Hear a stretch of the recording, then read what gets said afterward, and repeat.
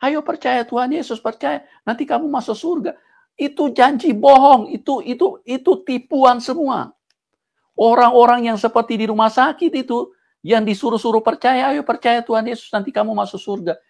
Itu mereka dibohongi. Mana Sorgawi?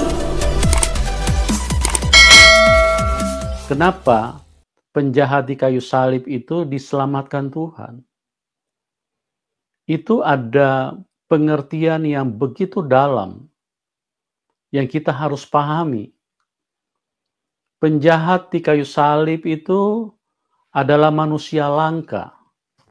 Nanti saya akan jelaskan. Ini adalah manusia yang istimewa, manusia yang sangat spesial. Bahkan saya beri judul ini penjahat di kayu salib, salah satu penjahat di kayu salib. Itu adalah manusia terbaik yang pernah ada di muka bumi. Loh, kok bisa begitu, pendeta? Nanti saya akan jelaskan. Kenapa Tuhan berkata kepada penjahat di kayu salib, hari ini juga engkau ada bersama dengan aku di Firdaus. Ya, mereka cuma melihat bahwa orang ini adalah penjahat. Tetapi mereka tidak mengerti yang Tuhan lihat itu apanya. Ini manusia yang terbaik yang pernah muncul di sepanjang sejarah manusia. Nanti saya akan buktikan, saya akan jelaskan kepada kita. Ya, dibandingkan dengan para rasul, ini orang yang sangat super luar biasa. Oke, kita baca dulu ayatnya di dalam Lukas pasal yang ke-23, ayat 35 sampai dengan 43. Demikian firman Tuhan. Ya. Orang banyak berdiri di situ dan melihat semuanya. Pemimpin-pemimpin mengejek dia, katanya, orang lain dia selamatkan. Biarlah sekarang ia menyelamatkan dirinya sendiri. Jika ia adalah Mesias, orang yang dipilih Allah. Juga prajurit-prajurit mengolok-olokkan dia. Mereka mengunjukkan anggur asam kepadanya dan berkata, jika engkau adalah raja orang Yahudi, selamatkanlah dirimu. Ada juga tulisan di atas kepalanya, inilah raja orang Yahudi.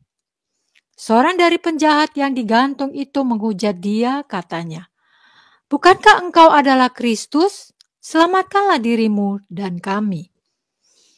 Tetapi yang seorang menegur dia, katanya, tidakkah engkau takut? Juga tidak kepada Allah, sedang engkau menerima hukuman yang sama? Kita memang selayaknya dihukum, sebab kita menerima balasan yang setimpal dengan perbuatan kita. Ya, stop. Nanti teman-teman beri catatan khusus di ayat 40. Ya, garis bawahi itu. Karena saya akan berfokus ke situ untuk menjadi titik penjelasan supaya kita mengerti kenapa sampai penjahat di kayu salib ini diselamatkan. Ini adalah manusia terbaik yang pernah muncul di sepanjang sejarah manusia. Ya, kita akan buktikan. Dibandingkan dengan para rasul. Kita akan lihat ya, terus. Ayat 41, kita memang selayaknya dihukum, sebab kita menerima balasan yang setimpal dengan perbuatan kita. Tetapi orang ini tidak berbuat sesuatu yang salah. Ya, terus. Lalu ia berkata, Tuhan Yesus, ingatlah akan aku apabila engkau datang sebagai raja. Kata Tuhan Yesus kepadanya, aku berkata kepadamu, sesungguhnya hari ini juga engkau akan ada bersama-sama dengan aku di dalam Firdaus. Amin. Ya, amin. Kenapa sampai Tuhan berkata, hari ini juga engkau ada bersama dengan aku di Firdaus? Ini tidak bisa dibandingkan dengan orang-orang yang sudah sakit sekarat di rumah sakit, terus kemudian kita datang dan mendoakan dan menawarkan. Percaya saja kepada Tuhan Yesus. Penjahat di kayu salib itu, salah seorang ya, karena ada dua penjahat di kayu salib, salah seorang ya, mereka pendeta selalu berkata, penjahat di kayu salib saja itu diselamatkan Tuhan. Bisa masuk surga karena pada saat dia disalib, dia percaya Tuhan Yesus. Bukan begitu konteksnya, teman. Kalau konteksnya seperti pemikiran pendeta, maka ini adalah bersifat pelecehan kepada Tuhan. Ya, saya ingin katakan kepada kita, sekali lagi saya ulangi, penjahat yang di sebelah Tuhan, yang berkata di dalam ayat 40, coba tolong diulangi dalam ayat ke-40, apa kata firman Tetapi Tuhan? yang seorang menegur dia, katanya, tidakkah engkau takut juga tidak kepada Allah, sedang engkau menerima hukuman yang sama? Ya, penjahat ini loh. Penjahat ini, dia berkata, tidakkah engkau takut? Ya, ini adalah manusia terbaik. Kenapa bisa begitu? Ya, dibandingkan dengan para rasul, semua lewat, teman-teman. Ini manusia yang sangat langka. Sangat langka, bahkan mungkin cuma satu. Saya pernah berdoa, saya ingin seperti kayak penjahat di kayu salib itu. Ini manusia yang super luar biasa, yang sangat menggetarkan hati Tuhan, yang sangat menyenangkan hati Tuhan. Kenapa? Karena orang ini adalah orang yang begitu luar biasa. Imannya dia tunjukkan kepada Tuhan. Coba kita lihat, ya. Penjahat di kayu salib ini, pada saat itu, dia percaya kepada Tuhan. Bukan karena Tuhan Yesus sedang melakukan mujizat. Ya, bukan karena dia melihat Tuhan Yesus sedang membangkitkan orang mati, sedang membangkitkan Lazarus. Dia percaya kepada Tuhan Yesus bukan karena dia melihat Tuhan Yesus berjalan di atas air. Dia berkata, Tuhan Yesus, ingatlah akan aku. Pada saat engkau datang menjadi raja, ingat akan aku. Ya, dia percaya kepada Tuhan Yesus. Bukan karena dia melihat laut terbelah di depan dia. Dia percaya kepada Tuhan Yesus.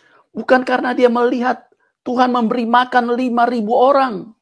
Dengan roti yang hanya dua potong roti. Tapi dia percaya kepada Tuhan Yesus. Pada saat Tuhan Yesus sedang tidak berdaya di kayu salib. Pada waktu itu, Tuhan sedang menyerahkan nyawanya. Tuhan sebagai korban penebus dosa. Tuhan Yesus sudah mau mati, sudah saatnya untuk mengalami kematian.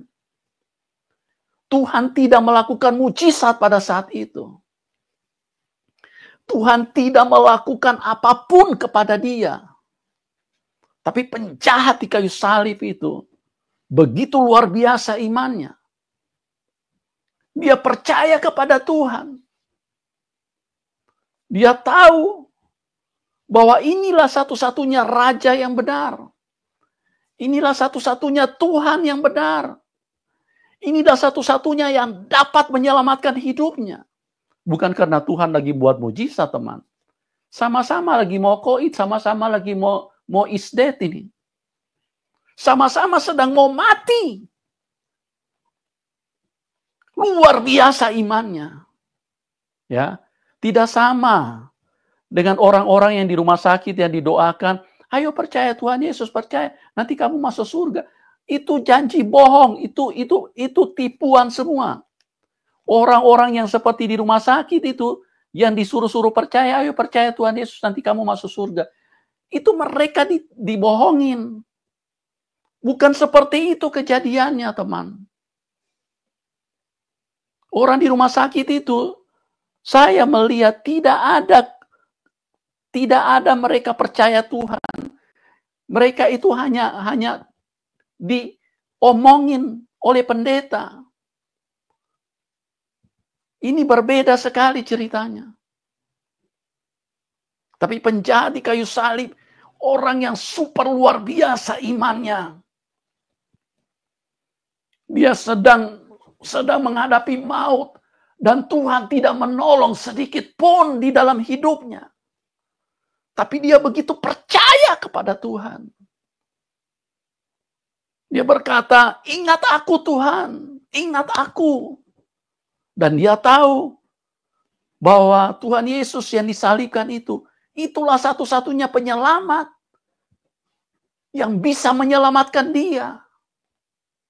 Wah, luar biasa imannya. Orang yang di rumah sakit yang didoakan, iman apa itu? Tidak ada iman mereka. Selama hidupnya mereka tidak percaya Tuhan. Selama hidup mereka tidak percaya Tuhan. Ya. Dibandingkan dengan Petrus, Yohanes, dan murid-murid yang lain. Semua lari meninggalkan Tuhan pada saat itu. Pada saat Tuhan ditangkap, mereka semua lari pergi meninggalkan Tuhan. Mereka hilang kepercayaan, hilang imannya. Mereka seolah-olah tidak percaya bahwa Tuhan Yesus itu adalah Raja dan Tuhan yang benar. Beda kan? Penjahat di kayu salib itu adalah manusia yang luar biasa. Manusia yang langka sekali. Dibandingkan dengan Petrus, tidak ada apa-apanya Petrus. Petrus melihat Tuhan membangkitkan orang mati. Petrus melihat Tuhan berjalan di atas lautan. Petrus melihat Tuhan membuat mujizat roti. Begitu banyak mujizat yang dilihat Petrus. Tapi pada saat Tuhan Yesus ditangkap, dia menyangkal Tuhan.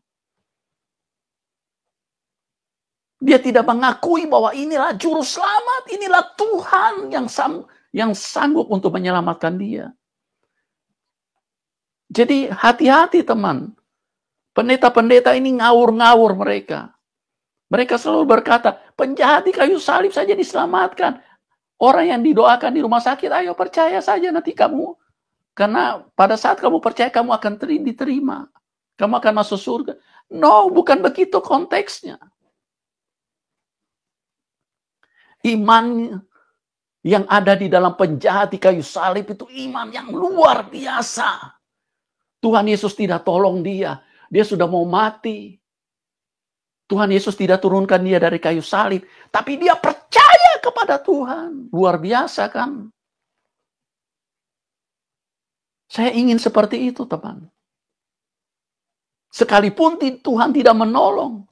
Sekalipun kita sudah sekarat, sekalipun kita sudah tidak berdaya, dan Tuhan tidak menolong, Tuhan tidak melakukan apa-apa, kita tetap percaya dan kita mengatakan, dialah juru selamat. Tuhan Yesus, ingatlah aku. Pada saat engkau datang sebagai Raja, sebagai Mesias. Wah, ini luar biasa teman, imannya luar biasa. Orang ini cuma tidak punya kesempatan untuk memberitakan Injil. Kalau dia diturunkan dari kayu salib, dia memberitakan Injil. Kalau cuma Paulus mungkin lewat itu teman-teman. Mungkin lewat. Ya, karena dia percaya kepada Tuhan. Bukan karena Tuhan melakukan mujizat. Bukan karena Tuhan melakukan tanda-tanda yang heran. Paulus pada waktu itu rebah dan matanya menjadi buta. Kemudian dia menjadi percaya bahwa Tuhan itu berkuasa. Tapi ini penjahat di kayu salib sudah mau mati dan Tuhan tidak tolong dia, teman. Ini manusia yang super luar biasa. Ya, Tuhan mencari orang-orang seperti ini. Pada waktu Tuhan turun ke dalam kerajaan maut, Tuhan dengan bahagia karena ada satu orang penjahat di kayu salib itu yang percaya kepada dia. Murid-murid lari meninggalkan Tuhan. Murid-murid pada waktu itu tergoncang imannya. Tapi penjahat di kayu salib, sekalipun Tuhan tidak tolong, Tuhan tidak buat apa-apa. Ya, Tuhan tidak kasih rumah, Tuhan tidak buat mujizat, Tuhan tidak turunkan dia dari kayu salib. Tetap dia berkata, Tuhan Yesus ingat aku pada saat engkau datang sebagai Raja. Wah, luar biasa ini orang. Sudahkah engkau mengerti gereja Tuhan? Ya, umat Tuhan, cari hamba Tuhan yang bisa membangkitkan imanmu, yang bisa membuat engkau mengerti firman Tuhan, Bukan cuma pendeta yang melucu, yang hahi. Itu membuat Anda tidak bisa masuk surga. Ya. Cari hamba Tuhan yang membangkitkan imanmu. Saya berdoa, saya ingin seperti penjahat di kayu salib. Ini orang luar biasa, teman. Luar biasa. Karena imannya, iman yang super luar biasa. Dia percaya kepada Tuhan. Sekalipun dia tidak melihat mujizat. Sekalipun Tuhan tidak turunkan dia dari kayu salib. Sekalipun dia pada saat itu sudah mau mati. Tapi dia tahu yang di sebelah dia adalah Raja, adalah Tuhan yang sanggup menyelamatkan. Dia tahu yang di kayu salib, Tuhan yang disalibkan itu adalah pemilik kerajaan surga. Dia tahu adalah Tuhan yang disalib itu, itulah yang bisa menyelamatkan dia. Makanya dia katakan, Tuhan Yesus, apabila engkau datang sebagai Raja, ingat aku. Wah, betapa bahagianya Tuhan pada waktu itu. Kemudian Tuhan berkata, hei teman, hari ini juga engkau ada bersama dengan aku di Firdaus. Ini penjahat tahu, ini loh yang punya Firdaus. Ini loh yang punya kerajaan surga. Ya, ini loh Tuhan yang sesungguhnya. Mau cari di mana? Hanya satu manusia seperti itu. Kalau cuma model Paulus, terus terang aja, saya hormat sekali dengan Paulus. Rasul besar yang dipakai Tuhan luar biasa. Tapi kalau dibandingkan dengan imannya, tidak ada apa-apanya. Ini iman yang dimiliki oleh penjahat di kayu salib itu. Ini iman yang sangat luar biasa. Saya ingin seperti dia, teman. Tuhan mencari imanmu. Tuhan tidak mencari gelarmu S1, S2, S3, S-teler. Ya. Tapi banyak sekarang hamba Tuhan berlomba-lomba cari doktor. Saya tidak tahu apa yang bisa dibanggakan dengan doktor, dengan S2, S3, S-lilin, S-mambo. Tidak ada yang bisa dibanggakan, teman. Yang bisa dibanggakan adalah orang yang punya iman seperti penjahat yang di kayu salib. Itu manusia yang sangat menyenangkan, manusia terbaik yang pernah dijumpai Tuhan. Tuhan selalu mencela bangsa Israel karena mereka tidak percaya kepada Tuhan. Makanya Tuhan selalu berkata, di mana imanmu? Di mana imanmu? Di mana imanmu? Tuhan selalu berkata, jika engkau punya iman sebesar biji sesawi saja, engkau bisa memindahkan gunung. Bahkan Tuhan berkata, apabila anak manusia datang kembali kedua kali, adakah dia menjumpai iman di muka bumi? Yang Tuhan cari imanmu. Yang Tuhan cari imanmu. Bukan pendidikanmu yang Tuhan cari. Bukan uangmu yang Tuhan cari. Bukan rumahmu. Bukan hartamu. Tapi imanmu kepada Tuhan. Karena banyak orang tidak percaya Tuhan. Sejak dari Taman Eden, manusia tidak percaya kepada Tuhan. Tuhan bilang, jangan makan buah itu. Manusia tidak percaya. Makanya manusia langgar, manusia makan. Iblis datang kepada manusia dan bicara, makan saja. Manusia lebih percaya kepada setan.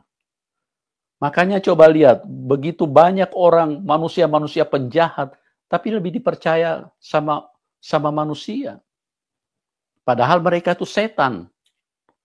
Ya, orang yang cuma berbual cerita-cerita agama dengan kata-kata yang kasar, tapi dipercaya. Banyak sekali manusia yang percaya kepada orang-orang seperti itu. Padahal itu setan, teman. Ya, karena apa? Karena dilihat dari kata-katanya saja, orang seperti itu mana punya Tuhan? Hati-hati, teman. Ya, kita nggak usah bicara yang di luar, kita bicara intern gereja saja. Banyak hamba-hamba Tuhan yang bergelar pendeta, tapi mereka tidak memberikan pengertian yang baik, yang benar. Tidak memberikan pengertian yang benar. Ini menunjukkan, mohon maaf ya, karena Tuhan tidak menyatu dengan mereka. Roh Tuhan tidak ada di dalam mereka. Kalau mereka punya roh Tuhan, mereka pasti memberikan penjelasan yang benar terhadap firman. Ya, makanya istilah-istilah yang mereka pakai, penjahat di kayu salib saja bisa diselamatkan. Ayo percaya, orang sakit datang didoakan, ditawar-tawarin, ayo percaya Tuhan. Sini saya doakan, percaya saja. Nanti hari ini juga kamu sudah di Firdaus, sudah nanti langsung masuk kerajaan surga. Hati-hati teman, jangan melecehkan Tuhan. Anda merendahkan Tuhan. Ya, orang seperti itu, orang yang sudah sekarat di rumah sakit, sudah hari-hari terakhir. Saya tidak percaya kalau mereka bertobat. Ya, saya tidak percaya. Orang kalau percaya kepada Tuhan, orang kalau beriman kepada Tuhan itu tidak tunggu nanti mau mati. Tidak tunggu nanti mau mati, teman. Ya. Jadi hati-hati, ya. Jangan salah menjalani kehidupan ini. Ini manusia luar biasa. Cuman saya ingin katakan kepada kita, yang membedakan dia dengan Rasul Paulus, dengan Rasul Petrus, hanya dia tidak punya kesempatan memberitakan Injil karena dia sudah hari terakhir pada waktu itu. Dia sudah mau mati. Cuma yang menjadi begitu luar biasa, Tuhan tidak lakukan mujizat pada dia, tapi dia tahu bahwa yang di sebelah dia ini adalah Tuhan, Raja yang dapat menyelamatkan dia. Jadilah orang-orang yang percaya kepada Tuhan. Jadilah orang yang sungguh-sungguh melihat Tuhan, yang mengenal Tuhan dengan jelas bahwa Tuhan Yesus itu satu-satunya Tuhan.